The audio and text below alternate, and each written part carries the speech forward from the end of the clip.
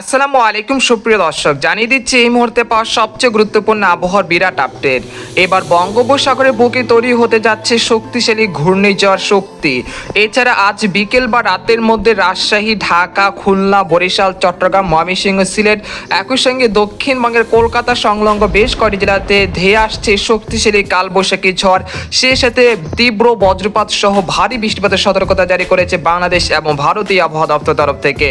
আজ 13 মে মঙ্গলবার এবং আগামীকাল 14 মে বুধবার কেমন থাকতে চলেছে আগামী 24 থেকে 48 ঘন্টার আবহাওয়া বাংলাদেশ থেকে শুরু করে ভারতের দক্ষিণবঙ্গ, আসাম, মেঘালয় এবং উত্তর থেকে ত্রিপুরা রাজ্যে আগামী 24 থেকে 48 ঘন্টার মধ্যে কোন কোন জেলাগুলোতে ভারী থেকে অতি ভারী বৃষ্টিপাত হতে পারে এবং কোন কোন জেলাগুলোতে শিলাবৃষ্টি ও তীব্র বজ্রপাতের সতর্কতা রয়েছে এবং আগামী 10 দিনের আবহাওয়া কীরকম থাকতে পারে, বঙ্গোপসাগরে কোনো নিম্নচাপ কিংবা ঘূর্ণিঝড়ের আশঙ্কা রয়েছে কিনা, তো সেই বিষয়ে বিস্তারিত জানতে হলে ভিডিওটি সম্পূর্ণ দেখতে থাকুন।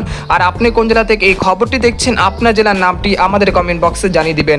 আর সবার আগে সবার প্রথম সঠিক খবর জানতে আমাদের চ্যানেলটিকে সাবস্ক্রাইব করে রাখুন। এবার জেনে নেওয়া যাক এক নজরে। বন্ধুরা, এই পর্যায়ে আমরা সরাসরি উপগ্রহ চিত্রে চলে আসলাম। তো এখান থেকে আপনারা দেখতে পাচ্ছেন যে এই মুহূর্তে রংপুর বিভাগের লালমনিরহাট, কুড়িগ্রাম, চিলমারি, গাইবান্ধা এই অঞ্চলের দুই এক স্থানে কিছুটা বৃষ্টি ও বজ্রসহ বৃষ্টিপাত হচ্ছে। অপরদিকে জামালপুর, সরিষাবাড়ি, নালিতাবাড়ি, ফুলপুর, ময়মনসিংহ, নেত্রকোনা, তারপর হচ্ছে বাগমারা এই অঞ্চলের দুই এক স্থানে কিছুটা দমকা বাতাস সহ হালকা থেকে মাঝারি ধরনের বৃষ্টিপাত চলছে। এছাড়া দেখা যাচ্ছে সিলেট বিভাগের বেশ কটি জেলার আকাশ এই মুহূর্তে আংশিক মেঘলা থেকে মেঘলা রয়েছে, যেমন জগন্নাথপুর, সিলেট, সাতক, জৈন্তাপুর, সারকাই, বালাগঞ্জ, মৌলভীবাজার, তারপর হচ্ছে হাবিবগঞ্জ, ইটনা, নাসিরনগর, কামালগঞ্জ, বারলেখা, কুলাউড়া এই অঞ্চলের আকাশ কিন্তু আংশিক মেঘলা থেকে মেঘলা রয়েছে। সেই সাথে বিক্ষিপ্ত আকারে বৃষ্টি ও বজ্রসহ বৃষ্টিপাত চলছে এই অঞ্চলগুলোতে। আর এখানে দেখা যাচ্ছে যে ঢাকা বিভাগে এই মুহূর্তে আকাশ কিন্তু বেশ পরিষ্কার রয়েছে। কিশোরগঞ্জ, কাপাসিয়া, ঢাকা, ফরিদপুর, নাগপুর, টাঙ্গাইল, তারপর হচ্ছে বাণীস্থলী, শিবালয়, নরসিংদী, তারপর মুন্সিগঞ্জ, নারায়ণগঞ্জ এই অঞ্চলের আকাশ এই মুহূর্তে পরিষ্কার রয়েছে। তবে বিকেল বা সন্ধ্যের দিকে এইখানে কিছুটা বৃষ্টি ও বজ্রসহ বৃষ্টিপাত হতে পারে, যেমন কালীহাটি, টাঙ্গাইল, বাণীস্থলী, তারপর সিরাজগঞ্জ, তারপর হচ্ছে ফরিদপুর, ঢাকা, কাপাসিয়া, তারপর কটিয়াদি, কিশোরগঞ্জ, নরসিংদী, ঢাকা, মুন্সিগঞ্জ, নারায়ণগঞ্জ, শিবচর, মুকসাদপুর, মাদারীপুর এই অঞ্চলের দুই এক স্থানে কিছুটা বৃষ্টি ও বজ্রসহ কালবৈশাখী ঝড় হতে পারে। এছাড়া দেশের দক্ষিণাঞ্চল, বরিশাল বিভাগের মাঠবাড়িয়া, খেপুপাড়া, মিরহাজিগঞ্জ, পাথরঘাটা, তারপর বুরহুদ্দিন, ভোলা, মুলাদি, চরফেশন এই অঞ্চলের আকাশ এই মুহূর্তে আংশিক মেঘলা থেকে মেঘলা রয়েছে। সেই সাথে বিক্ষিপ্ত আকারে বৃষ্টি ও বজ্রসহ বৃষ্টিপাত চলছে।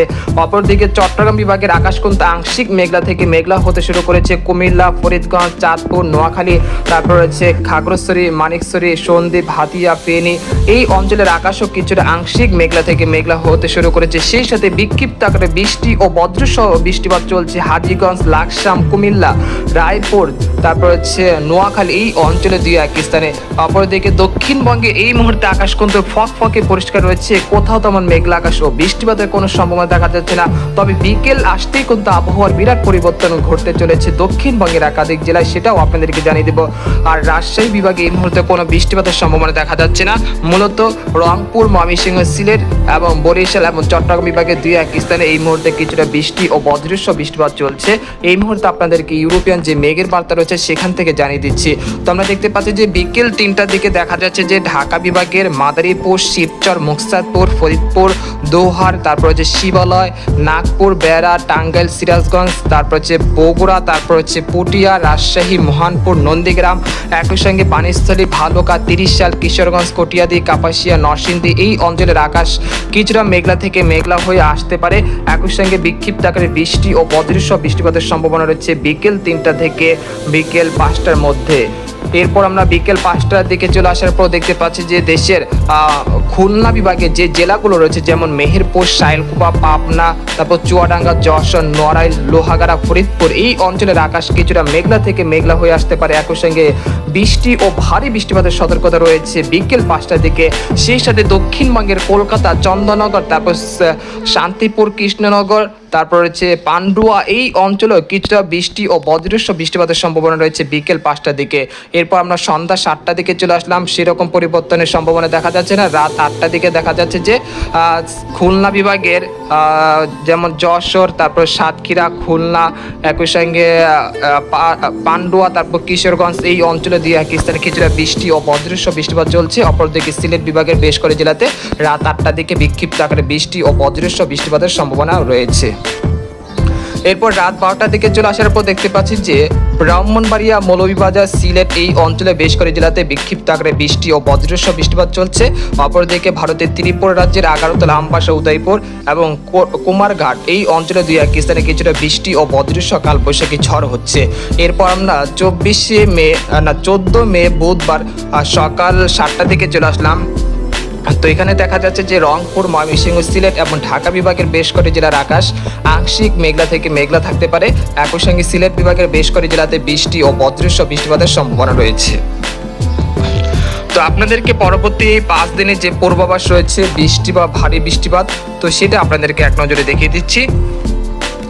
তো আগামী 72 ঘন্টার মধ্যে মূলত চুয়াডাঙ্গা, মেহেরপুর, তারপর রয়েছে পাংশা, বালিয়াকান্দি, মাগুরা, নড়াইল, যশোর, শিবালয়, নাগপুর, টাঙ্গাইল, কালিহাটি, সিরাজগঞ্জ, বগুড়া, তারা, সিংড়া, পটিয়া, লালপুর, কুষ্টিয়া, মহানপুর, নন্দীগ্রাম, বগুড়া, তারপর রয়েছে সরিষাবাড়ি, জামালপুর, তারপর হচ্ছে ময়মনসিংহ, তিরিশাল, ভালুকা, কিশোরগঞ্জ, কটিয়াদি, কাপাসিয়া, ব্রাহ্মণবাড়িয়া, নাসিরনগর, হাবিবগঞ্জ, তারপর হচ্ছে ইটনা, কেন্দুয়া, নেত্রকোনা, ফুলপুর, নালিতাবাড়ি, একই সঙ্গে সাতক, সুনামগঞ্জ, জগন্নাথপুর, বালাগঞ্জ, সারকাই, বাল্লাকা, কোলাওয়াড়া, মৌলভীবাজার, কামালগঞ্জ, এই অঞ্চলে বেশ করে জেলাতে পরবর্তী 72 ঘন্টায় বৃষ্টি ও ভারী বৃষ্টিপাতের সম্ভাবনা রয়েছে, যেখানে সর্বোচ্চ বৃষ্টিপাত থাকতে পারে খুলনা বিভাগের যশোর, নড়াইল, এই অঞ্চলগুলোতে।